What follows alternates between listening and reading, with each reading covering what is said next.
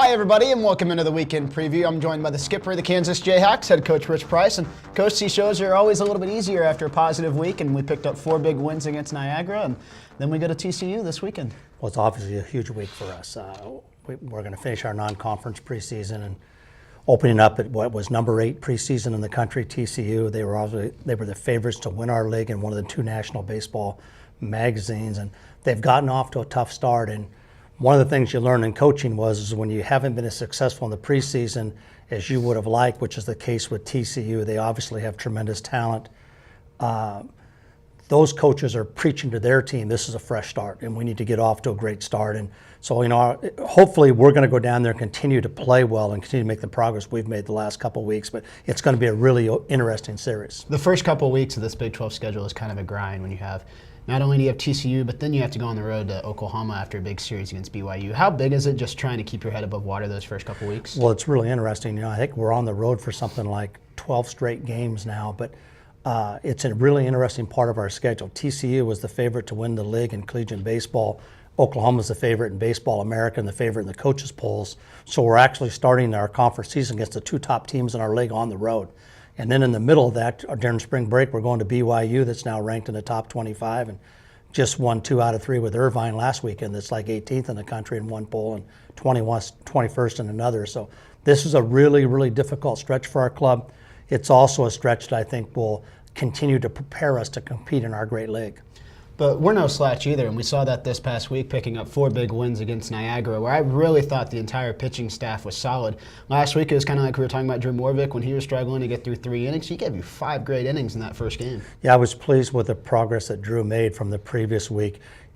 He had better command of his fastball. He had the ball down in the zone, and he got ahead, and he pitched to contact. And the strength of our club is our ability to play defense. And if you do that, we have a chance to be successful. He's still got to spin his breaking ball better. He started to spin it better, but his strikeout numbers aren't as good as they need to be for the talent level that he has. So hopefully it's a positive step forward for him. And now if he can find that feel for his breaking ball again, then he has a chance to get to the next level and be a guy who can impact games. And then Wes kind of parlayed his start against Eastern Michigan into another great one against Niagara. Yeah, by far best start of the year for him. I mean, velo was way up when I looked at our inside edge reports.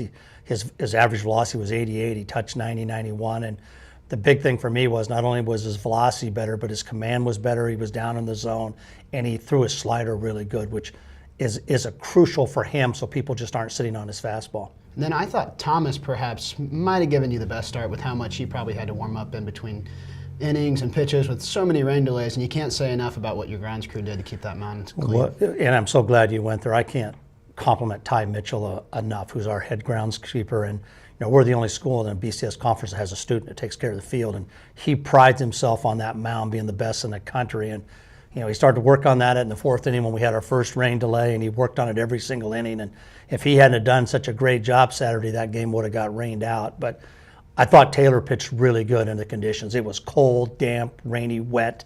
He had the 45-minute rain delay during the 1 inning and then found his rhythm again. I think that shows the maturity of a senior, because I think a younger player would have had a hard time pitching through all the delays. And certainly a big award for your club this week with Michael Suter picking up Big 12 Player of the Week. Yeah, and that's the same guy that went 0 for 30 at one stretch during our season a year ago as a freshman. And I shared that with him yesterday. It's been really fun to watch his development, to see him hitting over 400 and playing defense better in left field. He's running the bases significantly better, and he's using the whole field. And if we can get Tucker Tharp going, who's the one guy in our lineup right now that's struggling a little bit, who's a really good offensive player, then we got a chance to be really solid 1 through 9, and that's what it takes to be good in our conference. Everyone talks about that if you are struggling helping your team offensively, you can always help your team pick up a big win defensively, and Tucker has done that. He has done that, and he's the best competitor on our team. And he has quality at bats, he works counts, he plays center field as well as anybody in our conference does. He's got great hands, he takes great routes to the ball, and he's got a really high baseball IQ. And right now he's in a difficult situation. It seems like every time he works the count in his favor, he hits the ball right on the button, and right now that ball's right at somebody. But if anybody's tough enough to play through it, it's him. You guys had 2 games this weekend with 9 stolen bases. That says a lot about not only your aggressiveness on the base paths, but your ability to get on base too. Yeah, I think when you look at the Big 12 stats and you see Justin Prestaccio leading the league in walks, and having over 400 on base percentage. When we recruited him, we knew that he'd have a really small strike zone. If he was disciplined, it would allow his on base percentage to be over 400. And the same thing with Tommy Mirabelli, who's 5'6". He has a really small strike zone and ability to work counts, and he's disciplined in the zone. And both those young men, if they keep their on base percentage over 400, your on base percentage is actually more crucial than your batting average is one of the great stats in our game. And both those guys are doing a really good job right now of working counts and staying in the zone, and their on base percentage is well over 400. And then another part of that infield is Jordan Dreiling. He had another big hit. Yeah, he's off to a fabulous start. I mean, to see him in the top 10 in our league in hitting and on base percentage and stealing bases, he's been really solid. And I think anytime you have a really good offensive club, you have 3 players that have career years. And right now he's having head and shoulders the best year of his 4-year career at KU. And then you had Jordan Pache. He threw probably 6 innings this weekend in back-to-back fashion. Yeah, he actually threw too many innings. He threw 3 innings on Friday night and picked up a win and with 3 great innings of relief. And then we brought him out of the bullpen to follow up Thomas on Saturday the next day, and only intended for him to go 1 inning, 2 max. But under the conditions, he was pounding the strike zone. He said he felt great. Coach Graves let him finish it up because basically the conditions were such. We were just looking for somebody to throw strikes and get the game over with.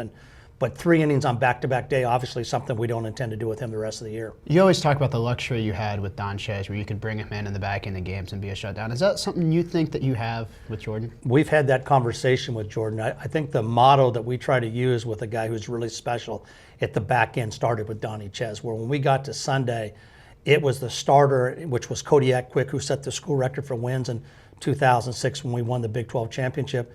And whatever inning that Kodiak left, you saw Donnie Chez, who was the National Closer of the Year, and we intend to use Pache in that exact same role, as we did with Brett Bochy, who had just a phenomenal year here his last year before he signed his pro contract with the Giants. You can't say enough about Jordan. He's quite the kid, isn't he? He's one of the greatest kids I've met in the 35 years I've been in a game.